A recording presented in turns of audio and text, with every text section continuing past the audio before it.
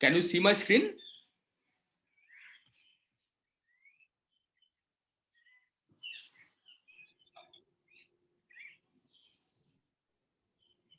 Hello, can you see my screen? Yes, sir. Hello. Yes, Okay. sir. Yes. So can you hear me well? Yes, sir. Okay. So let's wait for 2-3 minutes because I think the others got disconnected.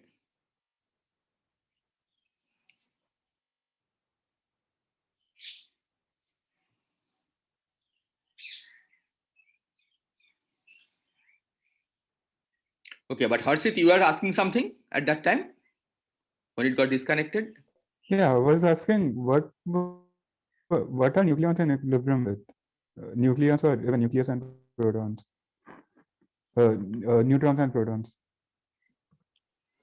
No, I didn't get the question. Can you repeat it once more? Yeah, I'm asking. Initially, we were assuming that they are interacting with photons and there were neutrinos. But after this freeze out of neutrinos, they are not in equilibrium now. Well, they are still This in thermal neutron, equilibrium because photons are still interacting with them. but even neutrinos are interacting with them. So, and they have their own temperature. Yes, that's true. Okay, but the point is by this time the neutrino interaction has died down, right? Because it's already way below the 1 MeV But scale. yeah, So dominant but interaction now is with the photons, right? Which yeah, keeps them in thermal equilibrium. but only protons can interact with photons, and since protons and neutrons are massive, they cannot exchange energy between themselves. Well, see, even photons can interact, right? There are electromagnetic interaction involving photons also. When the neutrons are not charged, but still they can be hit. They can have interaction with the higher multiple moments. Okay, but won't those interactions be very weak? But it's still stronger than the weak interaction, right? Because weak interaction, I mean, because of this. No, I'm not comparing. I'm saying, are those interactions not very weak to maintain equilibrium? No, those are good enough to maintain equilibrium.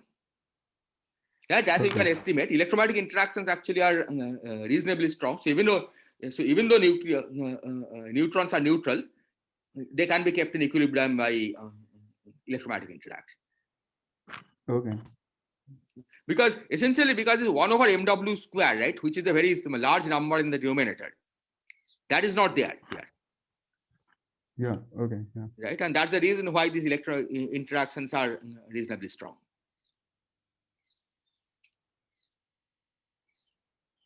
Okay. Okay. Are the other questions? No. I mean, but yeah, I don't understand. I mean, this thermal equilibrium of neutrons means neutrons have some definite velocity, right?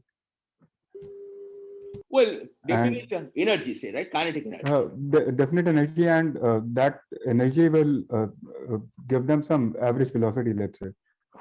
Yes, but that's actually very small. I mean, we'll be using thermal equilibrium essentially to in terms of the number densities. But I mean, when we are calculating cross sections and those things, we need the velocity, like neutron and proton giving us deuteron. Yes. Then we need the velocities. Right? True. Yes. Yes, I agree. Yes. And they are very small. They are very small. Yes. But the strong interactions are very strong. So, okay. Right. So it is enough to, so that's why, so yeah, I mean, you have to, of course, estimate, right?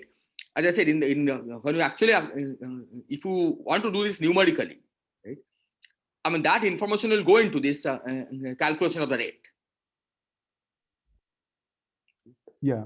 And that will be strong enough to, I mean, give appreciable change. And then, as I said, it is strong enough to establish thermal equilibrium at low enough temperature. Okay. Okay. Are the other questions? So that those YIs are for all possible small atoms, right? That's right. Small nuclei. Yes. Right. So So there will be is YHP, YHP, and so on. Yeah, and is there any remnant deuterium that, I mean, it's a equilibrium process. Yes. So deuterium will remain in a like deuterium state and not convert into helium or lithium or anything. Yeah, Like there will be some of some the trace element of deuterium. We'll estimate the number, right? But it will be a very small number, small fraction. Okay. Okay, but it will not be zero. It will be a small fraction, but it will remain. But we will see how to estimate this. Yeah. Okay, so let me then proceed. So what you are going to do is we'll begin with step B. Okay, because that's in a sense simpler. So we'll begin with step B.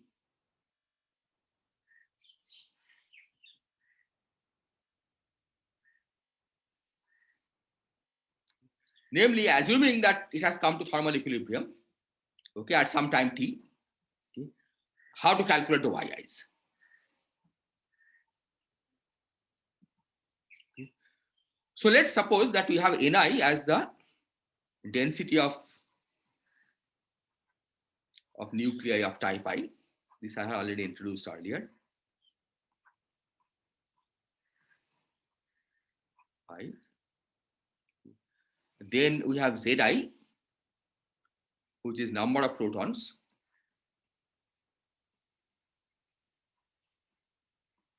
inside ith type nucleus.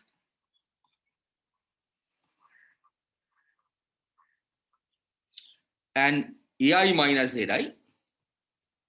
So Ai is the mass. This is the number of neutrons inside ith type nucleus.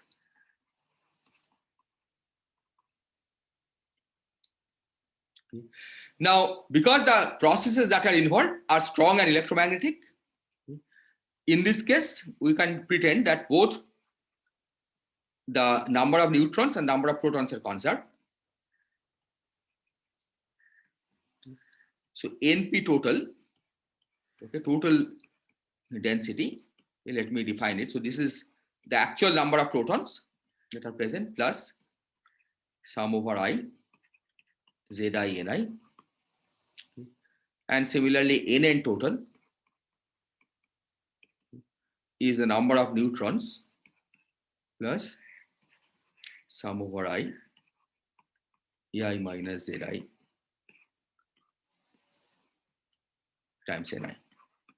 Okay, because this is the number of protons per nucleus, this is the number of neutrons per nucleus. Okay, and these are the free protons and neutrons. Okay. So we'll take these to be conserved charges, okay, because in that small time that during which nucleosynthesis happens, okay, these numbers don't change. So then to define the grand canonical partition function, we will introduce these two chemical potentials for these conserved charges. So mu1 tilde times NP total plus mu2 tilde times Nn total. So this is mu p NP plus mu n Nn plus sum over I mu I Ni. Okay, that's the definition, okay, of the mu i's and mu p's and mu n's. Okay. So by comparing this, you substitute for Nn total, which is here, and for NP total is here and Nn total is here. Okay. We see that we have mu p equal to mu1 tilde, mu n equal to mu2 tilde, and mu I, okay, that's the coefficient of Ni. So that is mu1 tilde times Zi plus mu2 tilde times Ci minus Zi. So Zi times mu1 tilde plus Z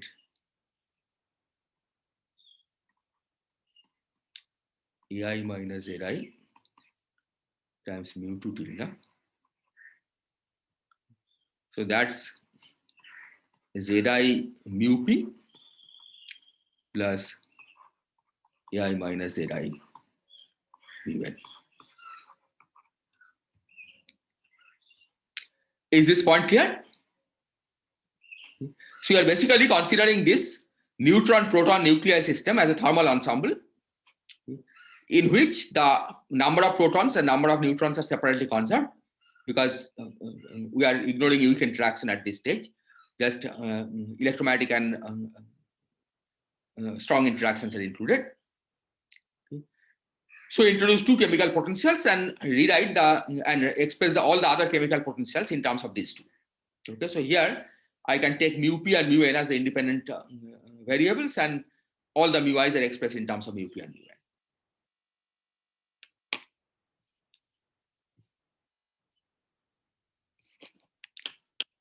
So let me write this once more. So we have mu I as Zi mu p plus Ai minus Zi mu n. Okay, it's not hard to remember this.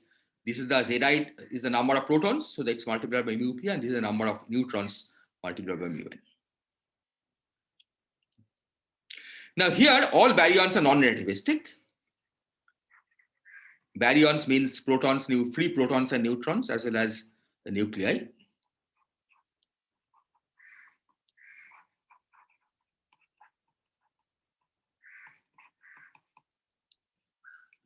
So you can use a non-relativistic formula for the number densities. So let's write them. So NP is given by 2, this times e to the power minus MP minus mu p over T times MPT over 2 pi to the power 3 by 2. T refers to T at T1, right? Because that's where everything is happening. Okay, that critical time at which the nucleosynthesis takes place. NN is given by 2 times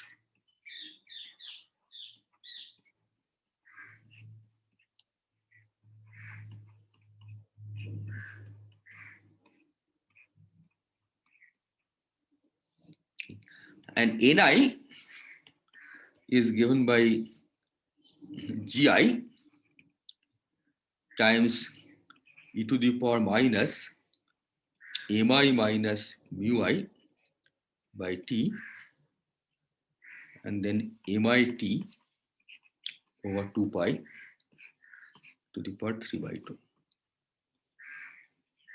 2. Now what is Mi? Mi is the mass of the ith nucleus, so that's given by Zi times MP, right? Number of protons per nucleus times the mass of the proton, plus Ai minus Zi times Mn minus Bi. Okay, Bi is a binding energy. So this is a binding energy.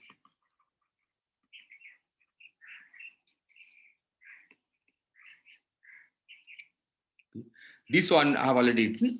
Remember this. Okay. And remember the definition of Yi. So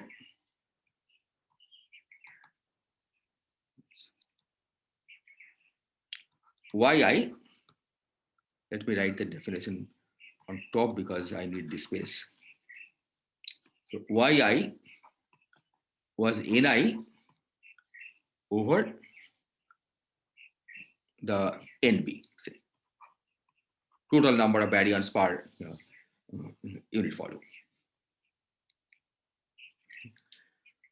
Now, in what we are going to do next, we are going to make some approximation. Okay. So, when it's not in the exponent, okay, in the exponent we will not make this approximation, but when it's not in the exponent, like here, for example, okay, we'll set MP equal to Mn. Okay. Here, Mi will set to be Ai times Mn. Okay, just to simplify my life. Otherwise, you have to have all these ratios hanging around, but it's just makes life simple. Okay, it's not of course necessary. You can keep the exact Mi, okay, and write the appropriate ratios. But roughly, you can see that because binding energies are small compared to the masses of the protons and neutrons, okay, the binding energy per nucleus is of the order of an MeV. Okay, so this is much smaller than the masses of the protons and neutrons. So here Bi is negative, right? Bi is positive. That's why I put a minus sign. I mean, isn't the effective mass larger than the component mass? No, then of course it will fall apart, no? Because then what binds it?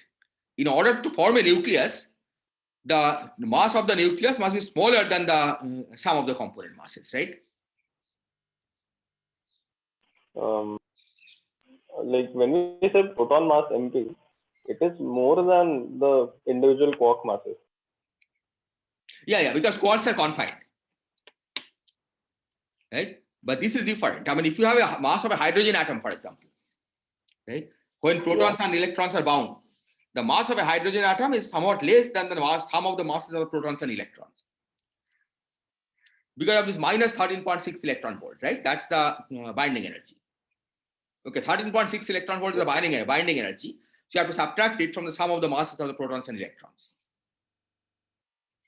When you ionize by giving it an energy of 13.6 electron volt, then you get free protons plus electron, right? Yeah, okay. So just from energy conservation, that the bound state has less mass than the sum of the constituents. Quarks are different, particularly because of the confinement. Okay, but that's not a typical situation. Okay. Is this clear? Yeah. Okay, so with all these definitions, we can actually calculate this ratio. So let's calculate this ratio. Yi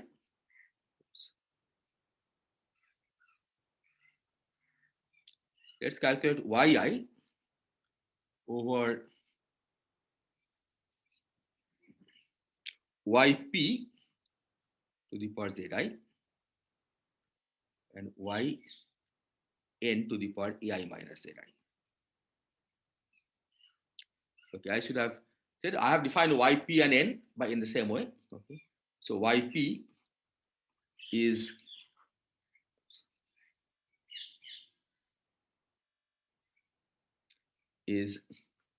Np over Nb, and Yn is Nn over Nb. These are different from Xp and Xn, okay? Because Xp, for example, or Xn that we have defined would have been Nn total over Nb. Okay, Yn is actual number of free neutrons divided by Nb. Okay, so that's why it's different from Xn. Okay, so the reason that I have taken this combination, okay, is to cancel out the mu's. Okay, mu p and mu n have to be eliminated anyway, right? Because in terms of the conserved quantum numbers, which we'll do later. But you see that because of this property, okay, of the mu I has this structure. Okay, if you take this combination, okay, so let me write it in terms of n first. Okay, so this is nb to the power ai minus 1 times ni over np to the power zi and nn to the power ai minus zi. So from this combination, okay, we see that the mu dependencies cancel, mu p's and mu n's cancel, okay, precisely because mu I has this structure. Okay, these powers I've chosen just so that they cancel. Okay. So this I can write as gi over 2. Okay, this I'll leave as an exercise, simple algebra. Ai to the 3 by 2 e to the bi by t and epsilon to the power ai minus 1, where epsilon is given by half nb t times mn over 2 pi to the power minus 3/2.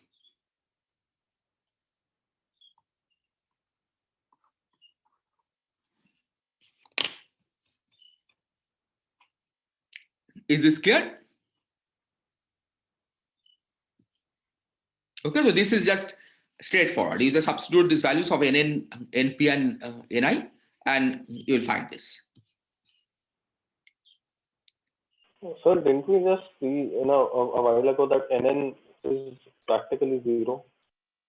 NN. There is no free neutron since all of it decays into proton eventually. Well, here you are assuming that at T1, right? What happens? We just, at this stage, we forget about the fact that neutrons are decaying. Because we are now Suddenly, studying a very small interval around T1.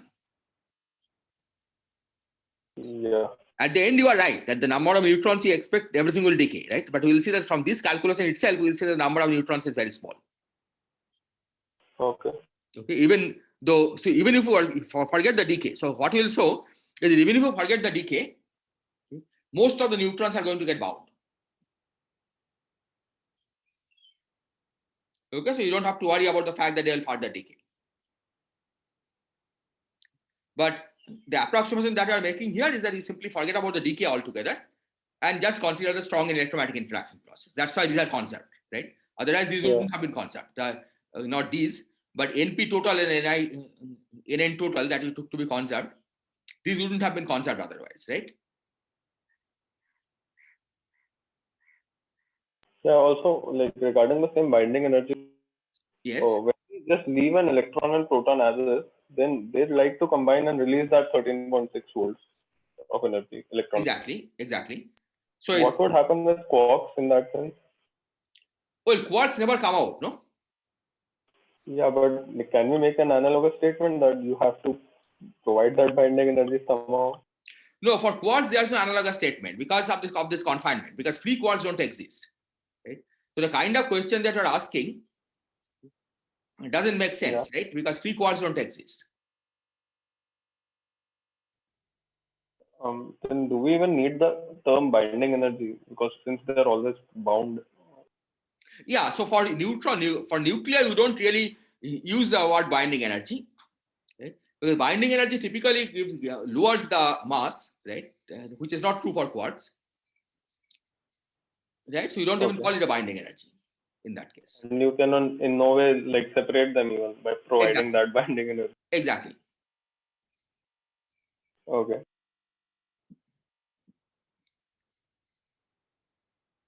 Okay, so let me write this formula once more. So yi is yp to the power zi, yn to the power ai minus zi, gi by 2, ai to the 3/2, e to the bi by t, epsilon to the I minus 1. And epsilon is half NB TMP by 2 pi to the power minus 3/2. Okay, so this can be estimated. Let me say how to estimate this. So NB, what is NB? So NB will be given by NB naught, NB at T naught, that's today.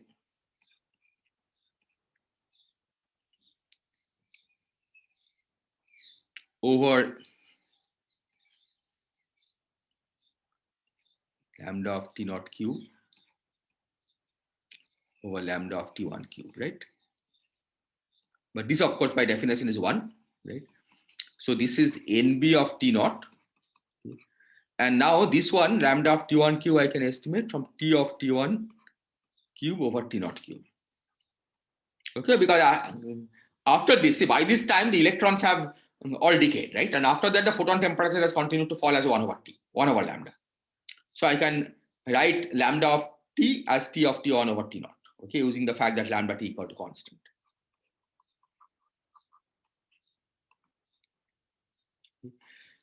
So you can calculate this. NB is known today, right? NB is what? Omega B times the critical density, right? Rho C. That's omega B times 3h naught square over 8 pi g. That's the critical density. And by after putting all these values, omega B, okay, let me write omega B is 0.9 0.04, right? 4% of the critical density is ordinary baryonic matter. Okay. And H naught, you know, H naught is 70, roughly 70 kilometer per second per megaparsec. Okay, and megaparsec is 3 times 10 to the 24 centimeter. Okay, so everything is known here. Okay. And after you put all that, you will find that the epsilon is of the order of 10 to the minus 5.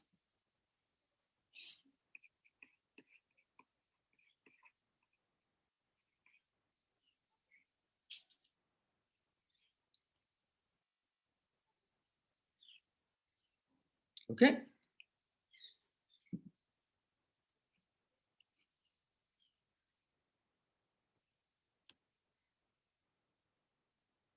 Okay.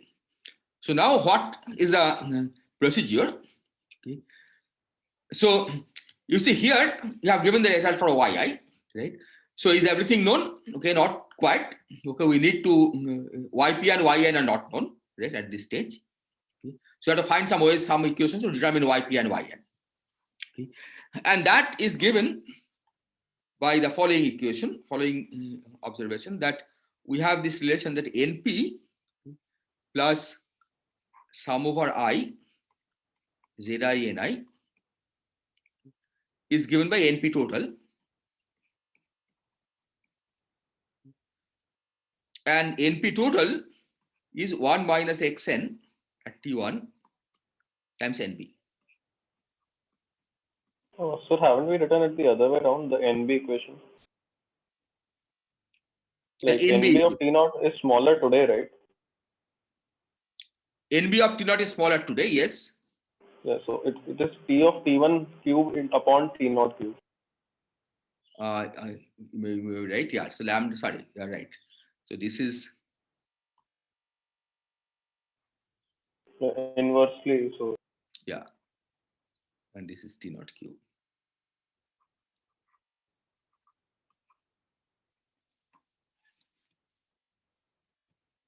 Okay, so given this, this is one of the equations which gives the total number of protons, and that's 1 minus xn t1 is a fraction that is protons times nb.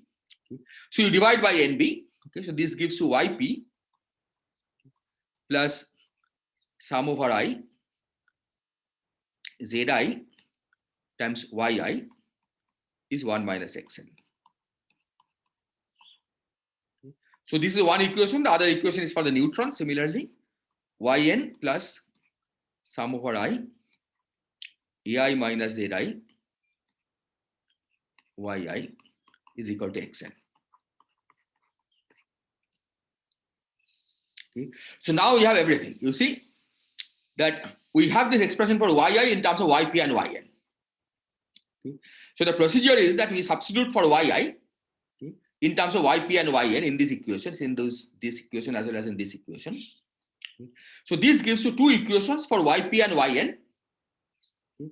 So you can determine yp and yn. Okay, these are the unknowns. Once you have determined yp and yn by solving these equations, okay, you substitute back here, and that gives you yi explicitly. Okay, so the key equations are these.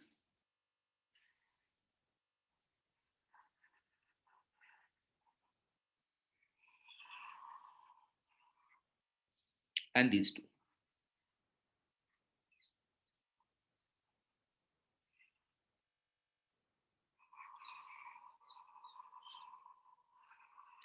Of course, you are assuming that T1 is known. Okay. But once you assume that T1 is known, then you can simply use these three equations to find yi explicitly in terms of known quantities. Is this point clear?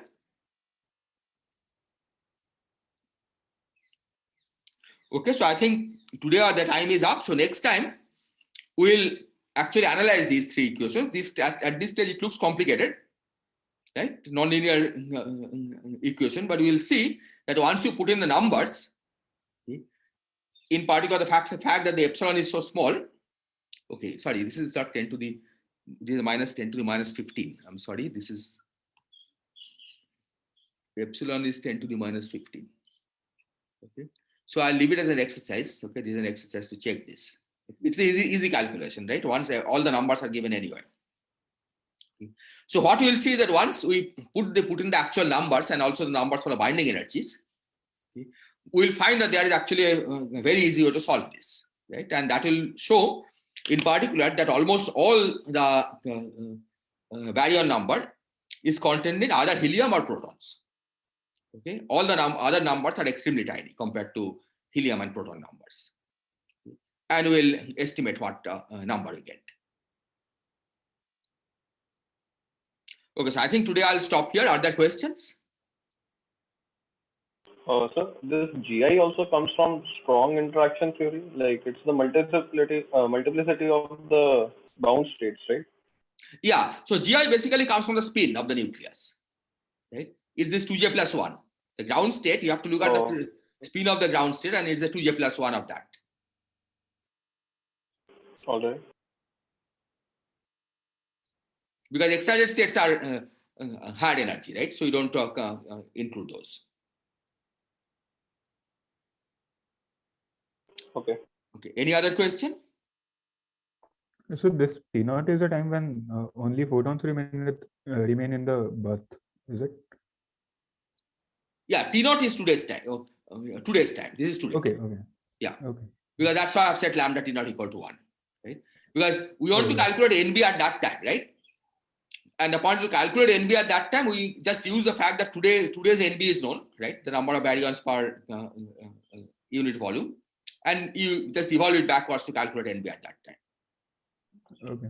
In fact, I mean, what people have done is to do it the other way, that we can put strong bounds on what baryon, I mean, what is NB today, by knowing the result for the nucleosynthesis, right? You already measured, we have a measured ratio of hydrogen to helium ratio, and you can show that to explain that, okay, we have strong bounds on NB. In fact, this is one way one can rule out the possibility that all the dark matter is actually baryonic, right? That imagine that somebody said that, okay, there are some dark, most of the baryons are contained in Jupiter-like planets, right? I mean, where they are not visible because they are cold. But you can still, those baryons should have been present at the time of nucleosynthesis. And you can show that if the number was too big, because epsilon depends sensitively on NB, right? Epsilon has this NB here. So if that number was too big, then you would get the wrong answer for the hydrogen to helium ratio.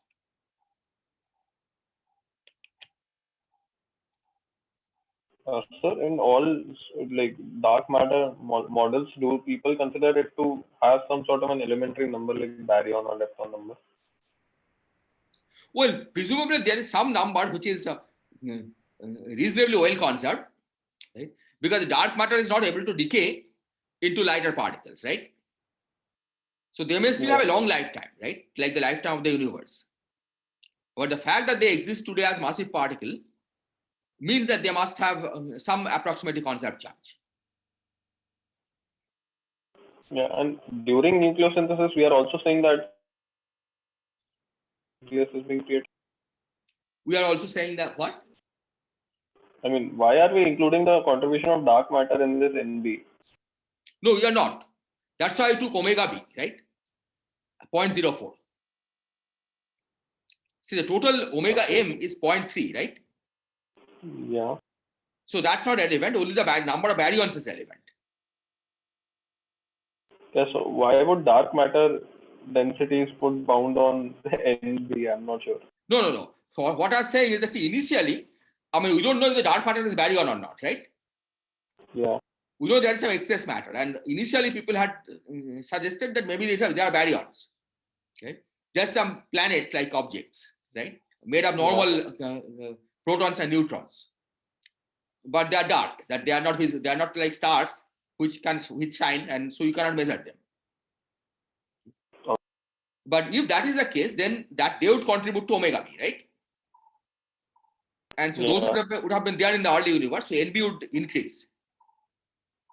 That is, yeah, that's what I'm saying, that this NB is only those particles that are produced in the proton or in the neutron. Yes. So NB is made of only neutrons and protons. Yeah, I mean, that is not necessary that, like, even if dark matter is baryonic in an elementary sense, if we add something to the standard model that increases the baryon number, but Well, still if it does dark not matter is interact with neutron. baryonic, right? Then they have to be neutrons and protons, no? Oh, I'm okay, then I'm not sure what baryonic means. Yeah, baryons are basically which are made of quarks, right? And the dynamics of quarks we understand, Okay. right? And they're the light baryons are the protons and neutrons. Okay. So dark matter, I mean, if they are baryonic, they'll contribute to NB, right? That means the protons and neutrons will have been larger density. In fact, we'll see that the NB actually controls, I mean, it doesn't enter so much here. I mean, epsilon, the actual value of epsilon is not very important. The smallness of epsilon is important. But NB controls the temperature at which the nucleosynthesis starts taking place. Okay, that's highly sensitive to NB. Okay, and that when you estimate that time, we'll see where NB enters in that formula. Okay. So one more thing. Yes. Whatever we are measuring, let's say the number of baryons or anything, that is only in our horizon. Yes, true. And to see the dynamics of lambda, to solve the Einstein's equation, that is the total matter content, not only what is present in our horizon. Well, in a sense, you can assume that it's present in our horizon, even though we have, I mean, we have pretended as if we are solving for the whole universe, right? If things are outside the horizon, they can never affect the evolution of the universe in one time, right? So you can assume that lambda, I mean, everything that you're doing, right, is relevant for one horizon. I mean, our universe could be a multiverse where, I mean, far outside our horizon, things are completely different. Right? That will not affect the solution of the Einstein's equation, because by definition, anything that happens there cannot affect us. But like the metric is still the same, right? We write the Robertson-Walker metric. Yes, but what I'm saying is that it's not necessary that that metric is valid for all points over the whole space. As long as it's valid within the horizon, it will still solve Einstein's equation locally. Yeah, but like, will the dynamics be the same? It better be, because if the equations are the same, right, then I mean it will evolve in the same way, right? I mean, what I'm saying is we have already fixed the topology and all those things. Yeah, but what I'm saying is that even though we have done it that way, it is not necessary to assume that this metric is valid everywhere in space. As long as it's valid within our horizon, the equations will still hold. Because by definition, anything that happens outside our horizon, right, even if it's if the metric is different, we'll not see it, right? But like gravitational, I mean, I don't know, but like those effects, like the effects that come due to Einstein's equations, they are not propagating at the speed of light. Yeah, they are. Because local gravitational disturbances do propagate at the speed of light. Okay. Oh, yeah. Right. So there's nothing that even gravity cannot affect distances outside the horizon. Oh, yeah. I understood. Yeah. Yeah. So even though we have, I mean, we have assumed that the universe is exactly homogeneous, right? There's no inhomogeneity anywhere, but that's not actually necessary for doing what we are doing. Okay, I could. If tell me if this is correct. We are sort of assuming. Let's say we are given a patch where we know all the data and we are evolving it, and you're saying like all the regions that are outside our horizon is not affecting what the evolution in our patch. Exactly. Yeah. Okay. Yeah. Okay. Yes. Go ahead, please. During the time of like just after inflation, when we say, was it more baryonic matter was produced? Like, See, which is after not inflation, of course, nothing was there, right? But eventually, at that temperature, all elementary particles would have been produced, right? So quark antiquark pair would have been produced. But the important point of what you are asking is that where is the asymmetry being produced, right? Yeah. That requires some physics input. And that, Yeah, of course, but you don't what know. is the? I'm also asking what is the asymmetry? Like what was produced more? Well, you know that the more baryons are produced, right? Because we have protons and not antiprotons. More protons and antiprotons than antiprotons. Yes, right? I mean, number of protons and neutrons in the universe is more than the number of antiprotons and antineutrons in the universe. So doesn't this sort of also violate the charge conservation then? No, because that's balanced by electron, right? So electron was also produced more than proton. Exactly. Sorry, More positron. than a positron. Okay. Yeah, so total charge in the universe, of course, is 0. Right? See, charge you cannot produce, right? Because charge is exactly conserved quantity. Right? So there is no process which can violate charge conservation, electric charge conservation. So it's just as well that Till now, right? total charge. Yeah. Okay.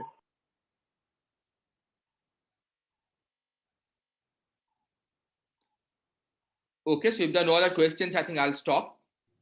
Hello. Hello. Yes, go ahead, please. Sir, as we know that t equals to 0 is the time of Big Bang. Yes. Sir, you told that the end of the inflation is the initial condition of standard Big Bang theory. So, sir, I just want to know the process of inflation is occurred before Big Bang. Well, see, the actual origin of time is not important, right? Because there is you can always shift time by a constant and call it a new time. So you can declare Big Bang to be the time where the inflation ended, right? T equal to 0, but it's not necessary. I mean, it's just that the equations will look simpler if you take that viewpoint, right? Because you don't even know how long inflation lasted, right? Inflation could have lasted for many years, for example, right? Or a few seconds. I mean, as long as you have this 60 folding, it's good enough, right? But it can be much more than 60 folding. So because you don't know when inflation began and when it ended, right? I mean, it's the standard convention is that you count time from the end of inflation, right? So you can say the inflation happened before Big Bang. Okay? But of course, the original Big Bang theory said that there is a singularity, right? That's where you start. Okay? In the inflationary universe, right? You don't quite reach the singularity at that time, right? At the end of inflation, the metric is still finite. Okay? Presumably, at very early, before inflation, somehow the metric was singular. So you can call that the Big Bang, but then the age of the universe, all these calculations get messed up because the duration of inflation you don't know. Right? And it's not relevant for any of the studies that we're going to do. Right? That's why we take to make correspondence with the standard Big Bang scenario. You declare that the end of inflation is the beginning of the Big Bang. Okay, sir. Okay. But it's not very important in the sense that it's just a shift of time, right? It's a definition of what you take as origin of time. So, sir, we measure the age of the universe is after inflation, like radiation from the radiation dominated era. Yeah. So all the formulae that we give is measured from after inflation, right? If you want to include the time of inflation, you have to add that extra time. Okay. Yes, It could sir. be small or large. You don't know. Okay. Okay. Sir, like during the inflation, we are talking about the cosmological constant. So, sir, as we also talked before, so these are same or different? So one is the cosmological constant that is there today in our universe. Okay. That is too small for producing inflation. Okay. So during Okay, the inflation, there is a cosmological constant, but that's supplied by the scalar field potential. Yes, sir. And that has to be much larger than what we see today as cosmological. sir, we can say that's a part of like inflation, we can say, or not Which one is a part part of like today cosmological constant. No, today's cosmological constant, we don't call it inflation, right? Maybe many years later, some other people will call it an inflation, right? But certainly from our point of view, right, that's not what we refer to as inflation, right? From our point of view, inflation is what happened in the early universe, right? Which is needed for explaining the horizon problem, for example, or the flatness problem. Okay, okay, sir. Okay, thank you, sir. Okay, so I'm stopping this. Okay, and then we'll continue next week.